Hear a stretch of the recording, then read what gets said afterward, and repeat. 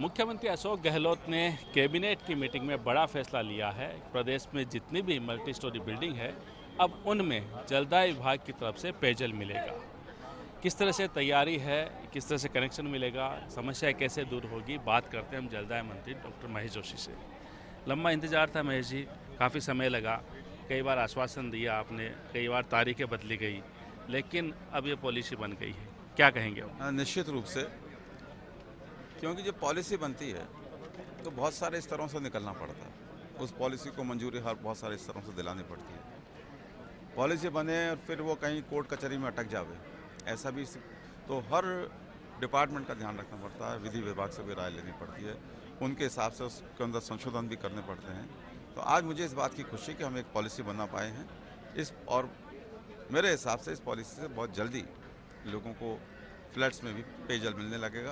पानी तो अभी भी पी रहे हैं, लेकिन जिस सुगमता के साथ में उनको जल उपलब्ध होना चाहिए उसमें नहीं। देखिए, बड़ा सवाल है खासकर जयपुर को लेके कि आपने मल्टी स्टोरी के लिए पानी के लिए तो कह दिया, लेकिन खुद जयपुर बिशनपुर पे उपलब्ध है। क्या कोई कैलकुलेशन की है कितना पानी चाहिएगा, इतना पानी उपलब्ध है या नहीं है, कैसे कर पाएंगे? तो अब जितना हम आबादी के हिसाब से कैलकुलेट करते हैं, और मैं समझता हूँ कि हम जयपुर शहर में अभी ऐसी स्थिति है कि हम पेयजल में कोई कमी नहीं आने देंगे और कटौती भी नहीं करेंगे। एक रेट को लेके बड़ी समस्या है। हालांकि आपने कहा है कि एक रेट कर दी है, लेकिन अगर हम नए प्रोजेक्ट की पुराने प्रोजेक्ट की बात करें तो अलग अलग रेट है। अगर अब जो नए कनेक्शन होंगे, 100 गज का भी किसी का प्लॉट है, 1000 स्क्वायर फीट भी है, तो 25-30 हज़ार रुपये देने पड़ेंगे। सरकार एक तरफ पानी फ्री दे रही है 15,000 लीटर तक, लेकिन यहाँ पैसे ज़्यादा देंगे। तो इसके बारे में भी कुछ ऐसा पुनर्विचार हो? नहीं, हमने सबसे राय लेके करी। हमने रेजिडेंट्स को भी बुलाया। रेजिडेंट्स तो हमसे और आगे बढ़ के ये कह रहे थे, जब अभी आपको गुप्ता जी थे, उन्होंने कहा, वो तो मेरे से कह रहे थे हमारे रेट बढ़ा दो, हमको पानी उपलब्ध करा दो, भले रेट बढ़ा दो। मैंने कहा नहीं, रेट भी नहीं बढ़ाएंगे और पानी उपलब्ध कराएंगे। मैं संतुष्ट हूँ इस पॉलिसी से। सारे स्टेक होल्डर्स जिन जिन सबका संबंध है इससे, वो सारे संतुष्ट हैं। और हमारे विभाग के जो सारे अधिकारी हैं, हमारे एसीएस साहब से लेकर सारे इंजीनियर साहिबान, सब लोगों ने बहुत रुचि लेकर इस पॉलिसी को बनाया है। और माननीय मुख्यमंत्री जी का आभार, कल ही उन्होंने इसको मंजूरी दी। जल जीवन मिशन को लेकर आप लगातार बात करते हैं, लेकिन कई जगह क्वालिटी को लेकर भी सवाल उठते हैं। उस पर भी अब खास ध्यान देने की जरूरत है। कुछ है ऐसा मॉनिटरिंग करने का? हम अभियान चलाएंगे क्वालिटी को लेकर, काम की क्वालिटी को लेकर अभियान चलाएंगे। अगर हमें कहीं कोई शिकायत मिलती है और वो शिकायत सही पाई जाती है, तो न तो हम केस दर्ज कराने से झिझकेंगे और न पार्टियों को जिन्होंने काम किया है उनको हम ब्लैकलिस्ट करने से झिझकेंगे, और न उसमें हमको एफआईआर दर्ज कराने से झिझकेंगे।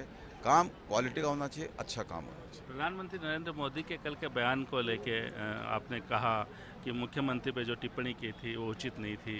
क्या लगता है, ये अब चुनावी साल आ गया तो अब ये राजनीतिक बयानबाजी चलती रहेंगी? निश्चित रूप से पूरा बयान उनका राजनीति से प्रेरित था। आप बताइए, 1947 में देश आज़ाद हुआ, क्या जिन रेल लाइनों की जो अब तक नहीं बिछी हैं, 1948 में बिछ जानी चाहिए थी? एक लंबा सतत प्रक्रिया होती है। हम रेलों के विकास में इस स्तर तक पहुँचे हैं कि विश्व में जो सबसे बड़े रेल नेटवर्क उनमें से एक हमारा है। ये उपलब्धि है बड़ी। प्रधानमंत्री जी इन उपलब्धियों को सिर्फ और सिर्फ अपने राजनीतिक सोच के कारण से इनको झुटलाने की कोशिश कर रहे हैं। ये शोभा प्रधानमंत्री के पद पे बैठे किसी व्यक्ति को ये शोभा नहीं देता कि वो पूरे देश की जो उपलब्धि अब तक की, जिसमें 6 साल से अधिक तो उनकी पार्टी के दूसरे प्रधानमंत्री जी रहे, 9 साल के करीब, 9 साल में थोड़ा सा कम समय, उनकी खुद की उपलब्धियां हैं, उन सबको झुटला रहे हैं वो। अगर ये आज़ादी के तुरंत बाद ही हो जाना चाहिए था, जो काम गहलोत साहब ने बताया, तो इन 9 साल में क्यों नहीं कर दिया उन्होंने? तो ये बातें शोभा नहीं देती। सिर्फ और सिर्फ राजनीति से, राजनीतिक चतुराई से वो अपने इन बातों को इधर उधर करके बोलते हैं।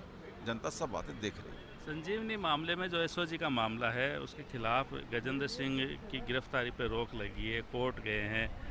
आपके राजनीतिक प्रतिद्वंदी भी हैं, खासकर विभाग की बात करें, कई बार दोस्तानी टिप्पणी भी दिखती है। तो क्या ज़रूरत पड़ी है, आपको क्या लगता है सर? मेरे प्रतिद्वंदी नहीं है, वो बड़े घर के मंत्री हूँ, मैं छोटा घर का मंत्री हूँ।